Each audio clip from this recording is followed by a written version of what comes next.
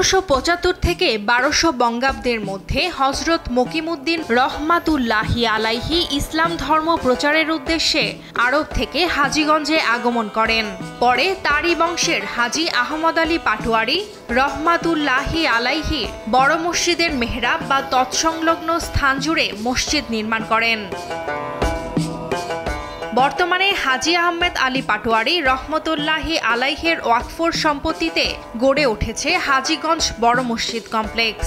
দোতলা বিশিষ্ট প্রায় 106 বছরের পুরনো বিশাল মসজিদের মেহরাবটি কাচের ঝাড়ের টুকরো নিখুঁতভাবে কেটে কেটে মনোরম ফুলের ঝাড়ের মতো আকর্ষণীয় নকশায় সাজিয়ে তোলা হয়েছে। মাঝের অংশটি আকর্ষণীয় পিলার ও ঝিনুকের মোজাইক দিয়ে নির্মিত। সুউচ্চ মিনারের চূড়ায় উঠতে মিনারের ভেতরে তৈরি করা হয়েছে সিঁড়ি। মসজিদটিতে নারীদের জন্য রয়েছে আলাদা নামাজের জায়গা। এ মসজিদে রোগবালাই থেকে মুক্তি লাভের আশায় ও বিভিন্ন কারণে মানত করতেও আসেন অনেকে। শেরে বাংলা একে ফজলুল হক, হোসেন শহীদ সোহরাওয়ার্দী, মাওলানা আব্দুল হামিদ খান ভাসানী সহ দেশ বরেণ্য অনেকেই নামাজ পড়েছেন।